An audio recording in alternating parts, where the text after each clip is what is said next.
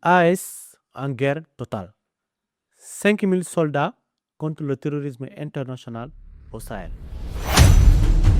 Le terrorisme gagne du terrain au Sahel et c'est dans ce contexte alarmant que l'Alliance des États du Sahel a officiellement mis en place en décembre 2025 une force unifiée pour combattre les groupes armés dans la zone des 3 frontières.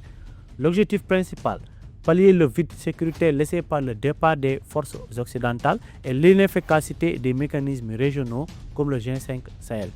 Ainsi, malgré la puissance incontestable des groupes terroristes, le Mali, le Niger et le Burkina Faso s'efforcent de coordonner leurs actions et de mutualiser leurs efforts pour reconquérir leur territoire. Cependant, cette force de 5000 hommes doit affronter de multiples défis. Bonsoir chers abonnés de Korat Kama TV, heureux de vous retrouver pour une nouvelle investigation.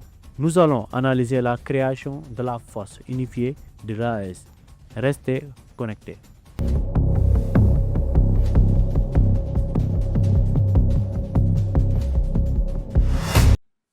Cette initiative survient dans un contexte particulièrement tendu, marqué par la résurgence des menaces terroristes, l'effondrement du G5 Sahel, le retrait des forces internationales et la dégradation des relations avec la CEDEAO. En effet, l'AES aspire à bâtir une architecture de défense structurée pour contrer efficacement cette menace. Rappelons que lors de la signature de la charte de Liptako-Gourma, créant l'alliance, l'accent était mis non seulement sur la coopération militaire, mais aussi économique. De leur côté, les groupes armés terroristes ont unifié leurs efforts en coordonnant des attaques meurtrières contre les populations et les sites militaires, forçant des milliers de Sahéliens à fuir et à abandonner leurs villages. Ces actions ont donc poussé les 3 pays à former une force régionale capable de freiner les ambitions des terroristes.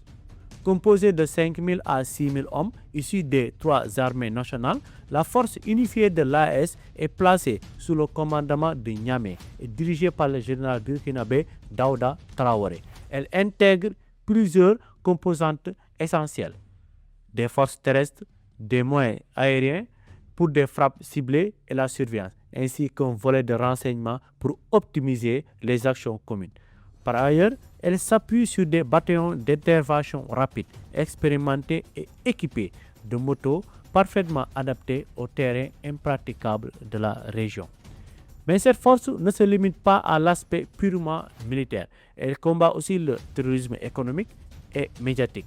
Elle capitalise déjà sur l'expérience des opérations conjointes antérieures comme Yereko 1 et Yereko 2, qui ont permis de démanteler des bases terroristes et de saisir du matériel dans la zone. Malgré la détermination affichée par l'AES, cette force fait face à des défis critiques. Une question cruciale se pose. Comment gérer 5000 soldats avec des moyens aériens insuffisants et un renseignement encore peu avancé sur un territoire aussi vaste? De plus, le financement reste un défi majeur. Alors que le G5 Sahel peinait déjà avec ses ressources, l'AES devra financer ses activités par ses propres moyens dans un contexte où les budgets nationaux sont sous pression à raison de multiples priorités.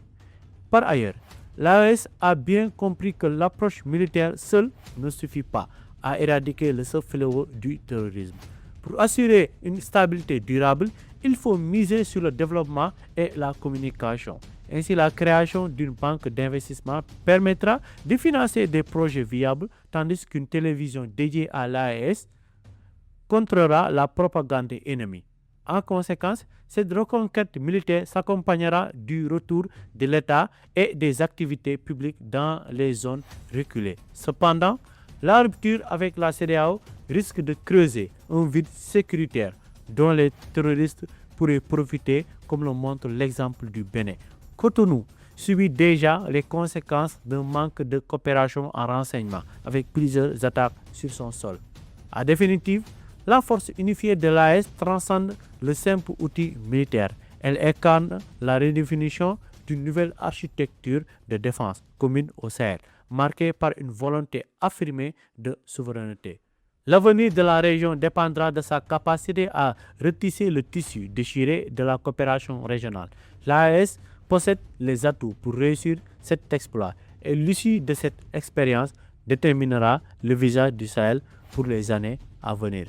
C'était tout pour aujourd'hui. Nous vous donnons rendez-vous pour une nouvelle investigation sur Korat Kama TV, la chaîne panafricaine.